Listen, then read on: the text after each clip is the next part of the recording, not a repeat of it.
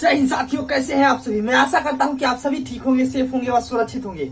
तो जैसा कि आप सभी ने इस वाले थंबनेल में देख लिया होगा कि आज हम सभी एक बहुत ही इंपॉर्टेंट टॉपिक के बारे में बात करने वाले हैं, जो कि आप सभी के लिए बहुत ही जरूरी है। आज हम सभी पढ़ेंगे practice exercise of active passive. मतलब आज हम सभी एक्टिव पैसिव के कुछ एक्सरसाइज करने वाले हैं। मतलब हम ये क्वेश्चन जानते हैं कहाँ चाहते हैं।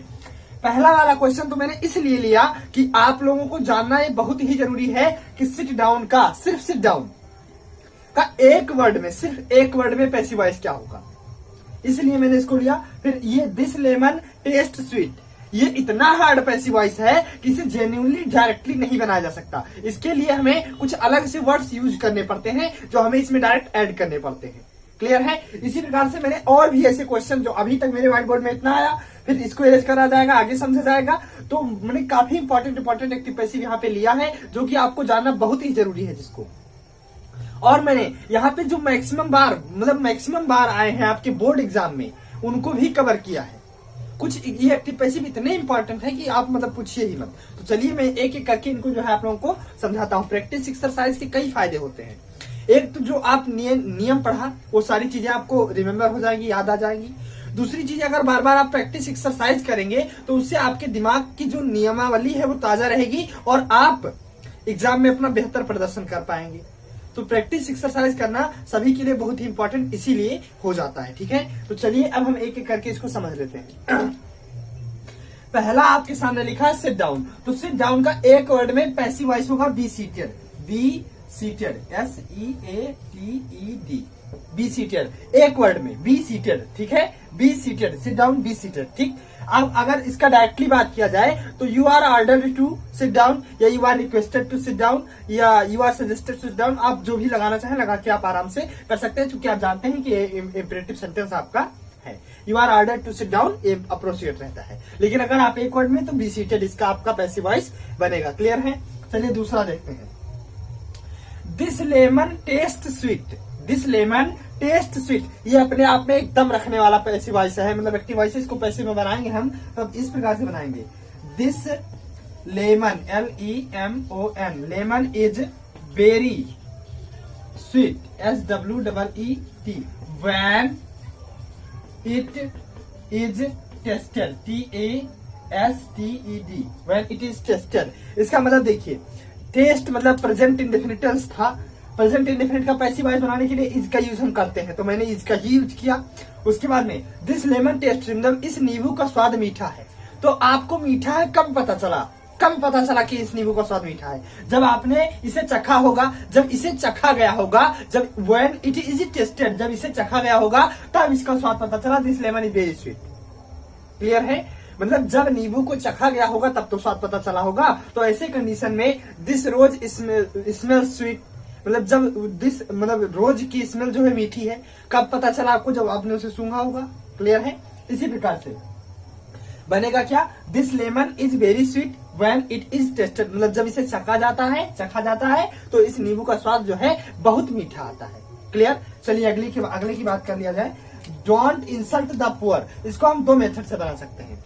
एक, you are ordered not to insult the poor, you are suggested not to insult the poor, you are requested not to insult the poor. You are लगा के आप डायरेक्ट उस तरह से बना सकते हैं। दूसरा, आप लेट से भी इसको बना सकते हैं। लेट से मैं बना दे रहा हूं। Let the poor not be insulted, INSULTED, let the poor not be insulted. Clear है। और आप इसको इस तरह से भी बना सकते थे कि you are ordered not to insult the poor. Clear. तो मैं अब इसको इरेज करके और आगे की जो पैसिव वॉइस की रणनीति मैंने बनाई है वो अब आप लोगों को समझा दे रहा हूँ। ये रहे साथियों हमारे कुछ और एक्टिव वॉइस के सेंटेंसेस जिनको हम लोगों को पैसिव वॉइस में कन्वर्ट करना है। ये मोस्ट इंपॉर्टेंट क्वेश्चन है, मतलब परीक्षा में बार बार आते ही रहते हैं, कई बार आए हुए हैं, इसलिए मैंने इनको आपको बताना जरूरी समझा। चलिए मैं पहला बता दूं। Who taught you English? Who taught you English? Who वाला स्पेशल कंडीशन में आता है और इसको बनाने का एक स्पेशल नियम भी है, स्पेशल रूल। आप चाहे इसको यहाँ से बाय whom से स्टार्ट करें, by whom, WHOM, by whom चाहे आप आगे लगाएं या बाय whom आप लास्ट में सबसे जोड़ दें, तभी आपका ये वाक्य सही रहेगा। पहले वाला बनाऊं।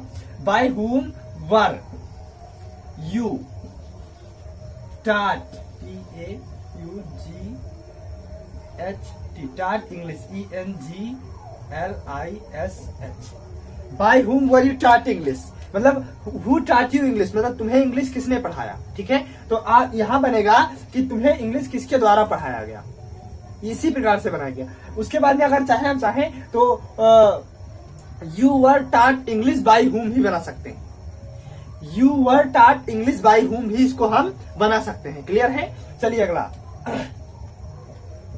अब आगे बात आती है I know him well। I know him well तो यहाँ आपका हिम आपका ऑब्जेक्ट है, आगे आएगा आगे आएगा सब्जेक्ट बन जाएगा, यानी कि ही।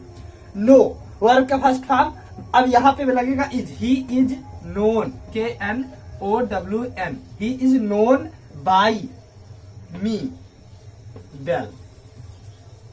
चूंकि देखिए आपका हिम ऑब्जेक्ट था, आगे आया सब्जेक्ट बना। अब चूंकि आपका सेंटेंस जो था पहले से ही प्रेजेंट इंडेफिनिट में था, प्रेजेंट इंडेफिनिट का पैसिव वॉइस बनाने के लिए हम इज का यूज करते हैं। तो ही इज, फिर वर्ब का first third form he is known, उसके बाद में बाई के बाद फिर सब्जेक्ट को आप यहाँ पे ऑब्जेक्ट वाला फॉर्म लिखेंगे। तो आई का ऑब्जेक्ट वाला फॉर्म मी, फिर उसके बाद जो कुछ बचा आप आराम से वहीं जोड़ देंगे। चलिए अगला, हेल्प द पुअर, ये आपका इंपेरेटिव सेंटेंस है। बनेगा किस प्रकार से, you are suggested SUGGESTED you are suggested to help the poor. You are suggested to help the poor, या हम इसको इस प्रकार से भी बना सकते थे। Late the poor be helped, late the poor be helped, इस प्रकार से हम भी इसको बना सकते थे, लेट से भी बना सकते थे। चलिए अगला, आपका लिखा हुआ है he has made a mistake, तो आपका ये प्रेजेंट परफेक्ट टेंस में है। बनेगा किस प्रकार से, हैज के साथ बीन आप जोड़ देंगे, तो जोड़िए। चलिए, ए मिस्टेक AMISTAKE, क्योंकि ए मिस्टेक आपका ऑब्जेक्ट था, आगे आया, उसके बाद में आप ए मिस्टेक हैज के साथ बीन जुड़ जाएगा। Has been made MADE verb की थर्ड फॉर्म, फिर बाई और ही के स्थान pay him, by him.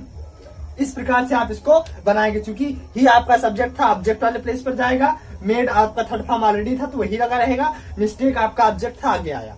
Clear है? अगर आप लोग इतनी पैसिव बनाने के नियम नहीं जानते हैं तो मैंने उसके लिए अलग से वीडियो बना रखी है, जिसकी लिंक आपको डिस्क्रिप्शन में मिलेगी, वहां से आप नियम भी पढ़ सकते हैं। ये आज मेरी प्रैक्टिस एक्सरसाइज थी। तो आज के लिए बस इतना ही, मिलते हैं नेक्स्ट वीडियो में, तब तक के लिए जय हिंद।